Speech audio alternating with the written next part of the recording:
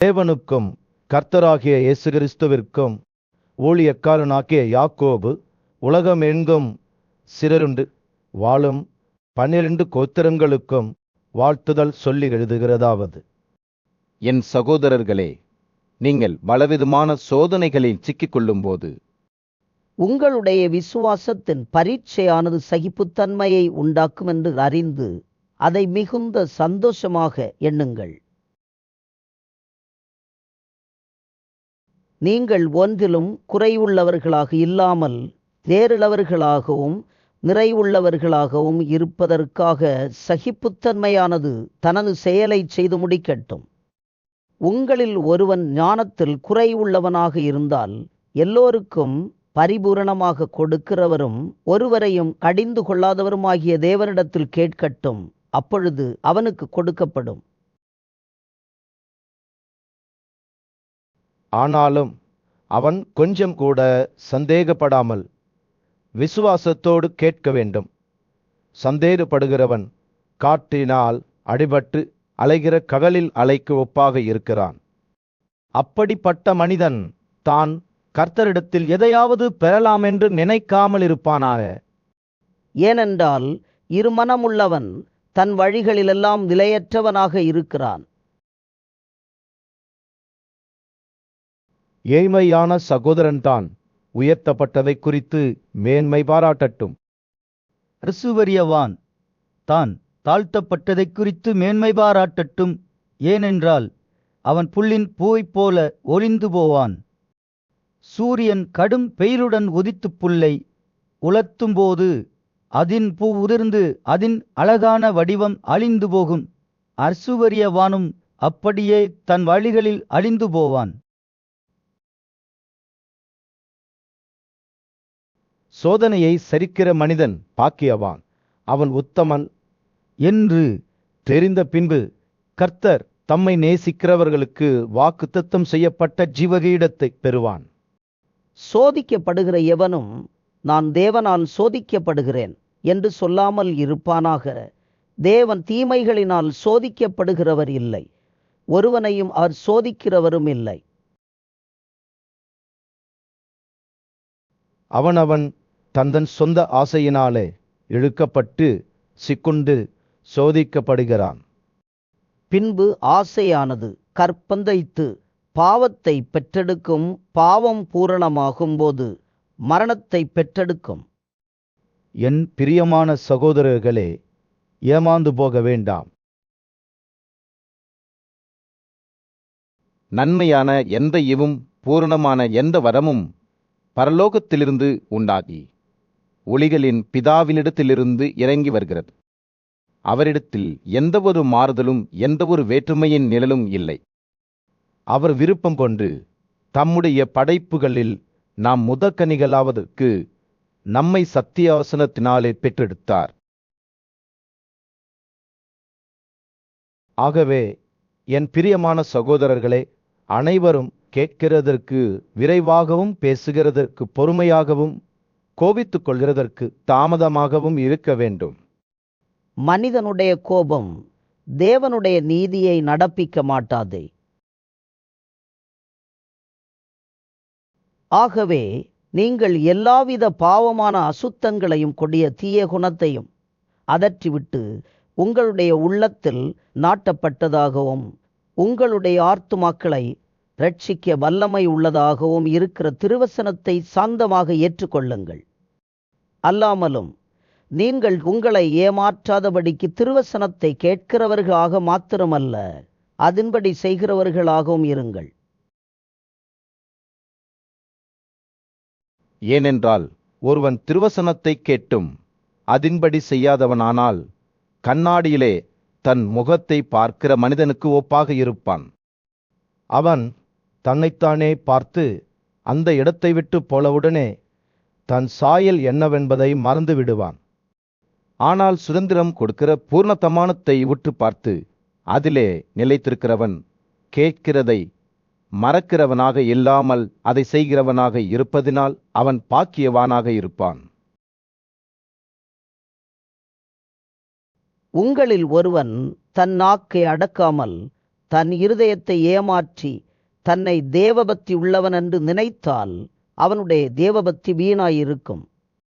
திக்கற்ற பிள்ளைகளும் விதவைகளும் படுகிற பாடுகளிலே அவர்களை விசாரிக்கிறதும் உலகத்தால் கரைபடாதபடிக்கு தன்னை காத்துக்கொள்ளுவதே பிதாவாகிய தேவனுக்கு முன்பாக குற்றமில்லாத சுத்தமான பக்தியாக இருக்கிறது.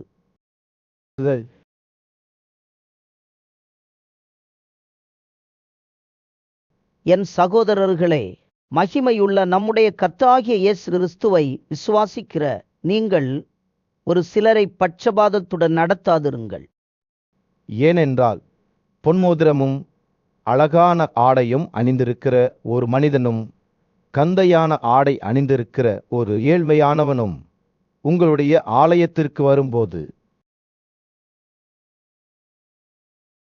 அழகான ஆடை அணிந்திருந்தவனை பார்த்து, ஐயா, இந்த நல்ல இடத்தில் உட்காருங்கள் என்றும், ஏழ்மையானவனை பார்த்து, நீ அங்கேயே நில்லு அல்லது இங்கேயே என் காலடியிலே உட்காரு என்றும் நீங்கள் சொன்னால் உங்களுக்குள்ளே பட்சபாதத்துடன் தகாத சிந்தனைகளோடு தீர்ப்பளிக்கிறவர்களாக இருப்பீர்கள் அல்லவா?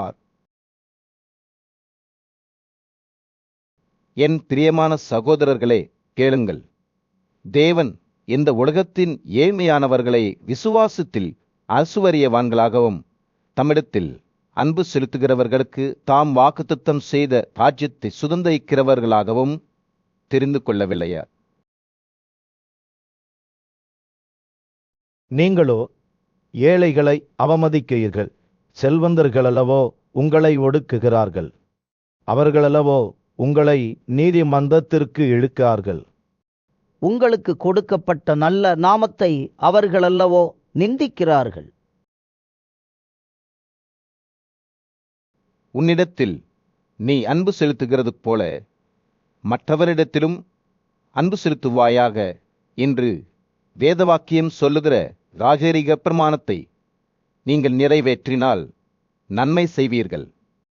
நீங்கள் பட்சபாதம் உள்ளவர்களாக இருந்தால் பாவம் செய்து மீறினவர்கள் என்று நியாயப்பிரமாணத்தினாலே நியாயம் தீர்க்கப்படுவீர்கள். எப்படியென்றால் ஒருவன் நியாயப்பிரமாணம் முழுவதையும் கைக்கொண்டிருந்தும் ஒன்றிலே தவறினால் எல்லாவற்றிலும் குற்றவாளியாக இருப்பான். ஏனென்றால் விபசாரம் செய்யாதிருப்பாயாக என்று சொன்னவர் கொலை செய்யாதிருப்பாயாக என்றும் சொன்னார். ஆதலால் நீ விபசாரம் செய்யாமல் இருந்தும் கொலை செய்தாயானால் நியாயப்பிரமாணத்தை மீறினவனாவாய்.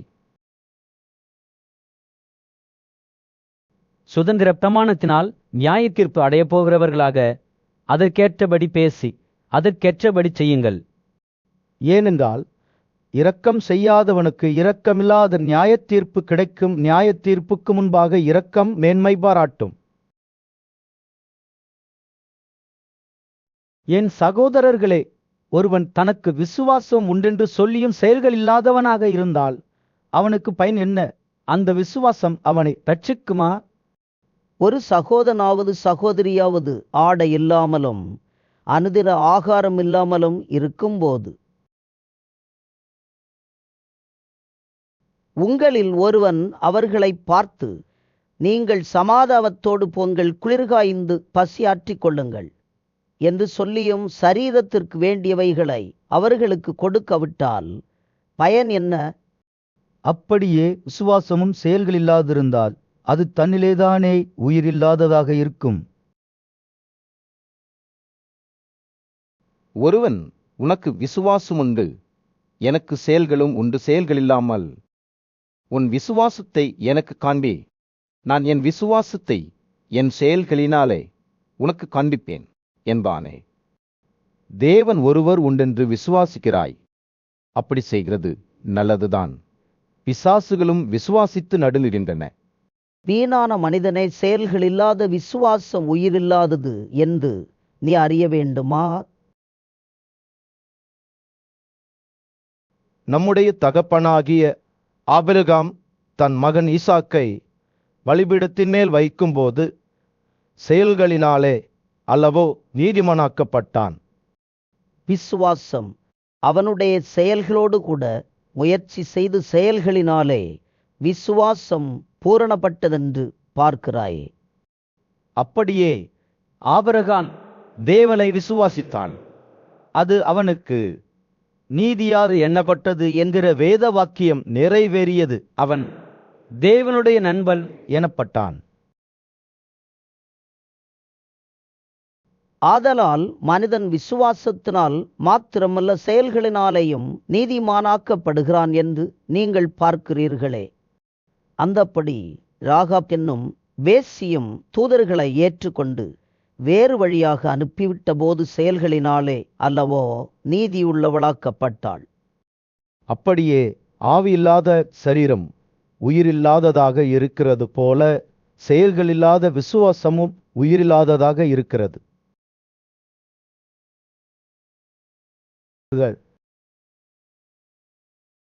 என் சகோதரர்களே, அதிக தண்டனையை அடைவோம் என்று அறிந்து உங்களில் அநேகர் போதகர்களாகாதிருங்கள்.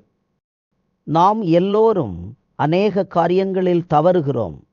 ஒருவன் சொல் தவறாதவனானால் அவன் பூரண மனிதனும் தன் சரீரம் முழுவதையும் கடிவாளத்தினாலே அடக்கிக் கொள்ளக்கூடியவனுமாக இருக்கிறான். ஆறுங்கள், குதிரைகள் நமக்கு கீழ்ப்படியும்படிக்கு அவைகளின் வாய்களில் கடிவாளம் போட்டு அவைகளுடைய முழுச்சரீரத்தையும் திருப்பி நடத்துகிறோம்.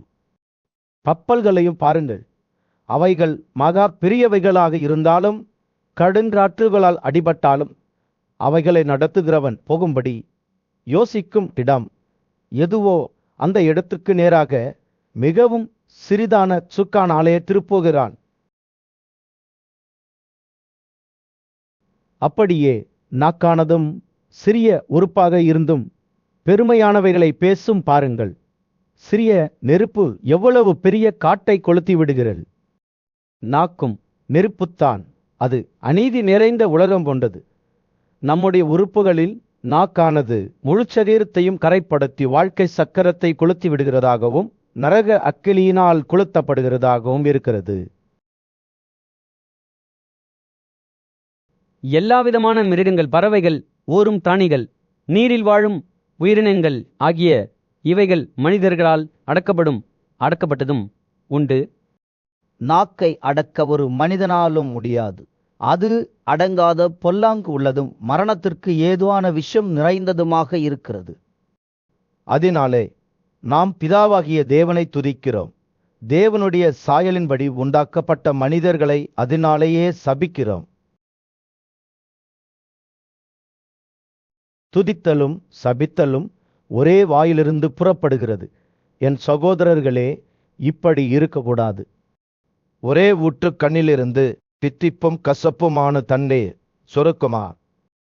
என் சகோதரர்களே, அத்திமரம் ஒலிவ பழங்களையும் திராட்சை செடி அத்திப்பழங்களையும் கொடுக்குமா? அப்படியே போர்ப்பான நீரூற்று தித்திப்பான தண்ணீரை கொடுக்காது.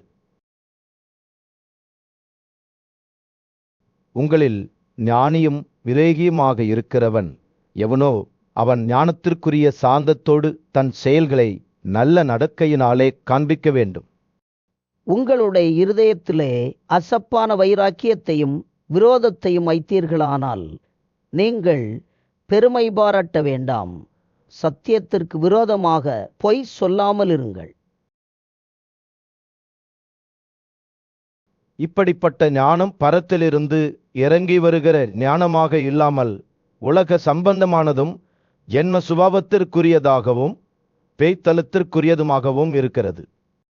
வைராக்கியமும் விரோதமும் எங்கே உண்டோ அங்கே கலகமும் எல்லா தீயச் செய்கைகளும் உண்டு.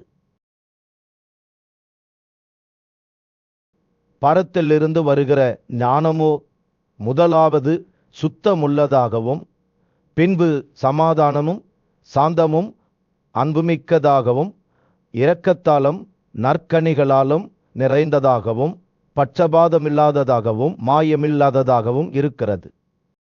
நீதியாகிய கனியானது சமாதானத்தை நடப்பிக்கிறவர்களாலே சமாதானத்திலே விதைக்கப்படுகிறது.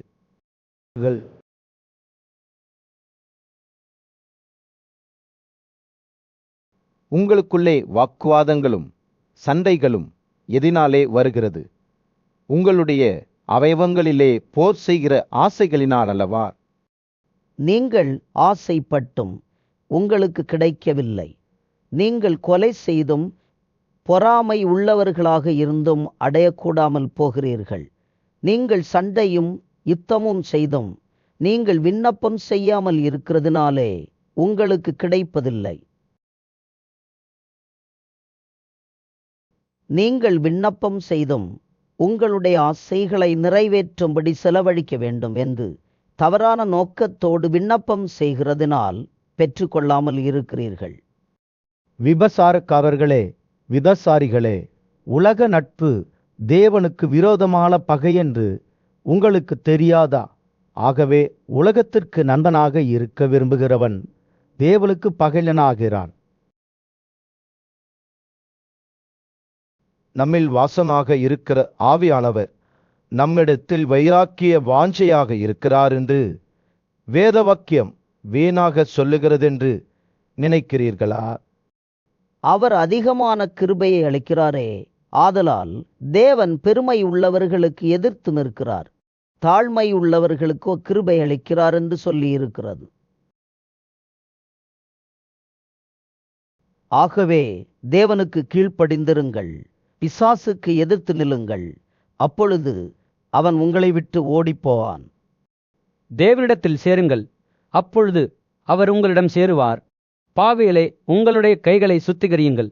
இருமனமுள்ளவர்களே, உங்களுடைய இருதயங்களை பரிசுத்தம் செய்யுங்கள். நீங்கள் துயரப்பட்டு புலம்பி அழுங்கள். உங்களுடைய சிரிப்பு புலம்பலாகவும் உங்களுடைய சந்தோஷம் துயரமாகவும் மாறட்டும். கர்த்தருக்கு முன்பாக தாழ்மைப்படுங்கள், அப்பொழுது அவர் உங்களை உயர்த்துவார். சகோதரர்களே, ஒருவருக்கொருவர் விரோதமாக பேசாதிருங்கள். சகோதரனுக்கு விரோதமாக பேசி தன் சகோதரனை குற்றப்படுத்துகிறவன் நியாயப்பிரமாணத்திற்கு விரோதமாக பேசி நியாயப்பிரமாணத்தை குற்றப்படுத்துகிறான். நியாயப்பிரமாணத்தை குற்றப்படுத்தினால் நீ நியாயப்பிரமாணத்தின்படி செய்கிறவனாக இல்லாமல் அதற்கு நியாயாதிபதியாக இருப்பாய். நியாயப்பிரமாணத்தை கொடுத்தவரும் ஒருவரே, அவரை ரட்சிக்கவும் அழிக்கவும் வல்லவர். மற்றவளை குற்றப்படுத்துகிறதற்கு நீ யார்? மேலும் நாங்கள் இன்றைக்கு அல்லது நாளைக்கு இந்த பட்டணத்திற்கு சென்று அங்கே ஒரு வருடம் தங்கி வியாபாரம் செய்து பணம் சம்பாதிப்போம் என்று சொல்லுகிறவர்களை கேளுங்கள். நாளைக்கு நடப்பது உங்களுக்கு தெரியாதே. உங்களுடைய ஜீவன் எப்படிப்பட்டது? கொஞ்ச காலம் தோன்றி பின்பு காணாம போகிற புகையைப் போல இருக்கிறதே. ஆதலால் தேவனுக்கு விருப்பமானால் நாங்களும் உயிரோடு இருந்தால் இன்னின்னதை செய்வோம் என்று சொல்ல வேண்டும். இப்பொழுது உங்களுடைய பிடிவாதங்களில் பெருமை கொள்கிறீர்கள். இப்படிப்பட்ட பெருமையெல்லாம் தீமையாக இருக்கிறது. அதனால் ஒருவன் நன்மை செய்ய அறிந்தவனாக இருந்தும் அதை செய்யாமல் போனால் அது அவனுக்கு பாவமாக இருக்கும். செல்லந்தர்களே கேளுங்கள், உங்கள் மேல் வரும் பெருந்துன்பங்கள் நிமித்தம் அலறி அழுங்கள். உங்களுடைய செல்வம் அழிந்து உங்களுடைய ஆடைகள் அந்த பூச்சிகளால் வீணாகப் போனது.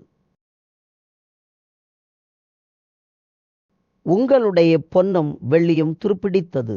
அவைகளில் உள்ள துரு உங்களுக்கு விரோதமாக சாட்சியாக இருந்து அக்கினியைப் போல உங்களுடைய சரீரத்தை உண்ணும். கடைசி நாட்களிலே பொக்கிஷத்தை சேர்த்தீர்கள்.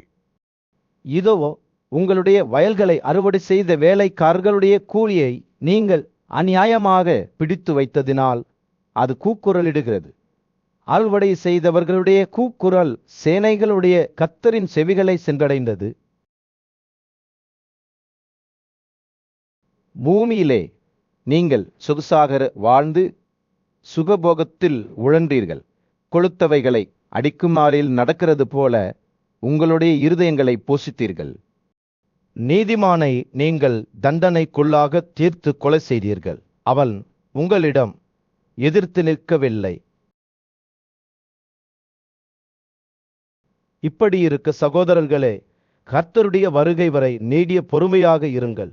இதோ பயிரிடுகிறவன் பூமியின் நற்கனியை அடைய வேண்டும் என்று முன்மாறியும் பின்மாறியும் வரும் வரை நீடிய பொறுமையோடு காத்திருக்கிறான். நீங்களும் நீடிய பொறுமையோடு இருந்து உங்களுடைய இருதயங்களை உறுதிப்படுத்துங்கள். கர்த்தரின் வருகை சமீபமாக இருக்கிறது. சகோதரர்களே, நீங்கள் நியாயந்தீர்க்கப்படாதபடிக்கு ஒருவருக்கொருவர் விரோதமாக குறை சொல்லாதிருங்கள். இதோ நியாயாதிபதி வாசற்படியில் நிற்கிறார். என் சகோதரர்களே, கர்த்தருடைய நாமத்தினாலே பேசின தீர்க்கதரிசிகளை துன்பப்படுதலுக்கும் நீடிய பொறுமைக்கும் உதாரணமாக வைத்துக் கொள்ளுங்கள். இதோ பொறுமையாக இருக்கிறவர்களை பாக்கியவான்கள் என்கிறோமே. யோபின் பொறுமையை குறித்து கேள்விப்பட்டிருக்கிறீர்கள். கர்த்தருடைய செயலின் முடிவையும் பார்த்திருக்கிறீர்கள். கர்த்தர் மிகுந்த உருக்கமும் இரக்கமும் உள்ளவராக இருக்கிறாரே.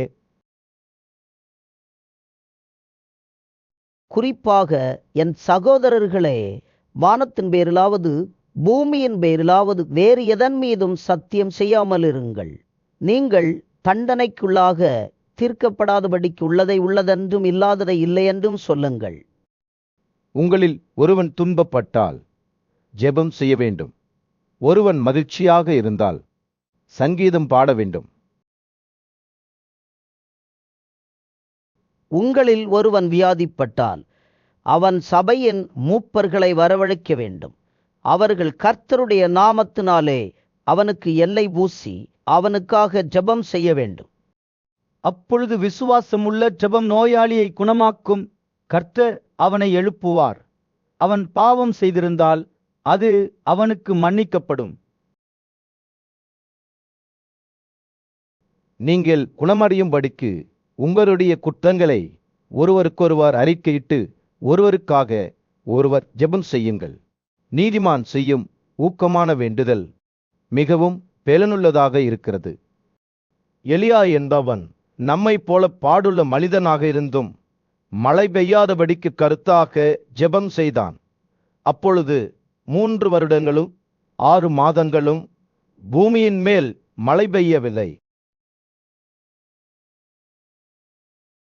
மறுபடியும் ஜெபம் செய்தான். அப்பொழுது வானம் மழையை பொழிந்தது, பூமி தன் கனியை தந்தது. சகோதரர்களே, உங்களில் ஒருவன் சத்தியத்தை விட்டு விலகி மோசம் போகும்போது மற்றொருவன் அவனை திரும்ப வழிநடத்தினார்.